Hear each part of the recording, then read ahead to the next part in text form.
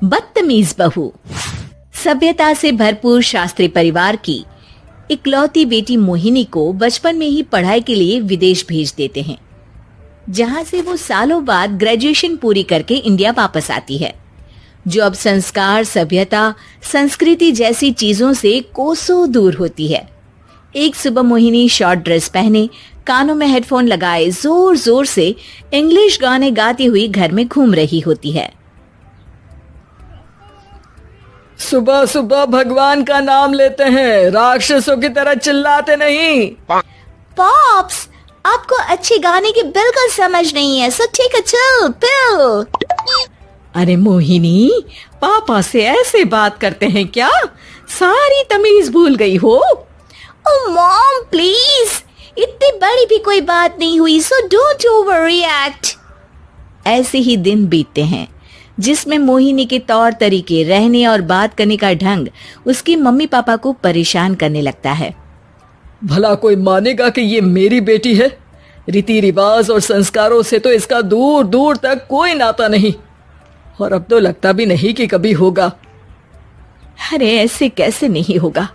लड़कियां सारे नखरे अपने माँ बाप को ही दिखाती है। ससुराल जाकर उन्हें सब कुछ करना भी पड़ता है और मानना भी। पत्नी की बात शास्त्री जी समझ जाते हैं और कुछ ही दिनों में अपने से भी ज्यादा धार्मिक परिवार में निखिल के साथ मोहिनी का रिश्ता पक्का कर देते हैं। रिश्ता तो पक्का कर दिया, पर यहाँ मोहिनी को कैसे मनाएंगे? शादी ब्याह के मामले में आटे में नमक जितना झूठ तो चलता है जी। इसी तरह एक के बाद एक तिकड़म लगाते हुए दोनों मिलकर मोहिनी को शादी के लिए तैयार कर लेते हैं और मोहिनी निखिल की शादी हो जाती है, जिसके अगले दिन से ही मोहिनी दोबारा अपने पूरे अवतार में शॉर्ट ड्रेस पहनकर घर में घूमने लगती है। बहू को ऐसे देख सास की आंखें फटी की फटी रह जाती हैं। अरे ये क्या बेशर्मी है, हमारे घर की लड़कियां जींस तक नहीं पहनती और तुम बहू होकर इतने छोटे कपड़े पहनकर पूरे घर में घूम रही हो। सीरियसली मॉम, प्लीज आप अपनी इस 80 के दशक वाली सोच में मुझे इंक्लूड मत करो। हाय तौबा, एक तो बेशर्मी दिखाती है, ऊपर से सास के साथ जुबान भी लड़ाती है। अरे जल्दी कपड़े बदल कर आ, घर की पहली आरती तुम्हें ही करनी है। इतनी देर में निखिल भी वहां आ जाता है। माँ, पापा आने वाले हैं, पूजा का सारा सामान तैयार है ना? ये पूजा हमेशा मेरे बॉयफ्रेंड्स के पीछे पड़ी रहती थी और अब हस्बैंड के पीछे भी आ गई।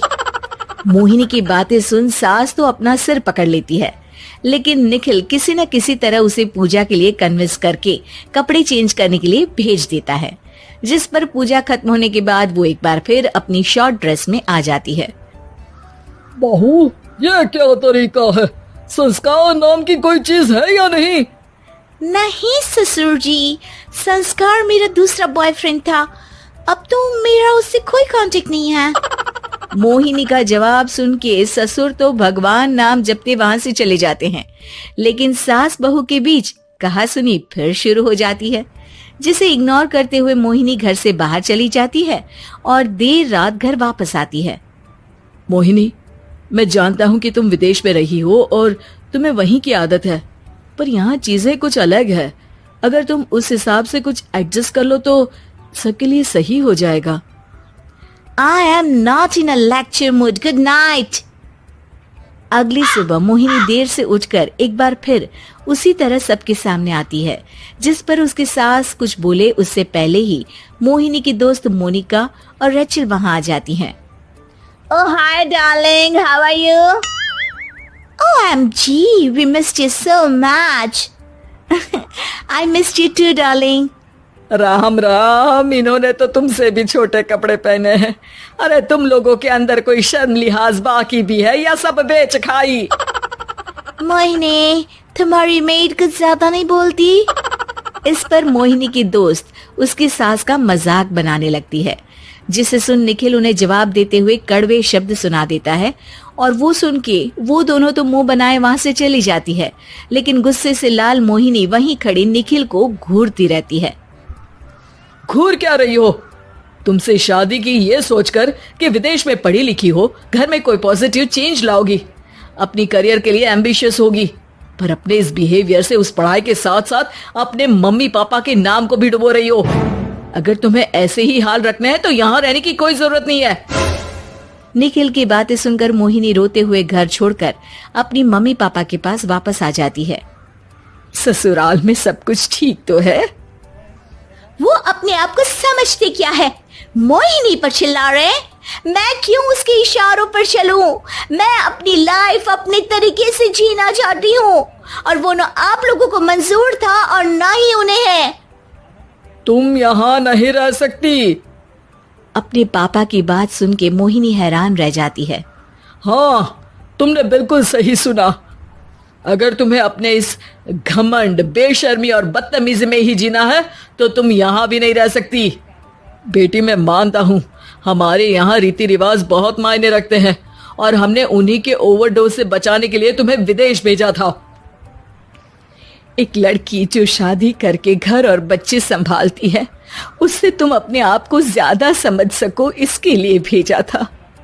तुम उससे ज्यादा समझो और बनो, पर तुम तो किसी दूसरी ही ट्रेन में चढ़ गई बेटा। उसके मम्मी पापा बहुत देर तक मोहिनी को सारी बातें समझाते हैं, जिन्हें सुनकर मोहिनी को अपनी गलती का एहसास होता है। वो जॉब ज्वाइन कर लेती है और ससुराल वापस आकर उन्हें मॉडर्न बनाती है और खुद भी कुछ रिवाज सीखते हुए खुशी से रहने लगती है।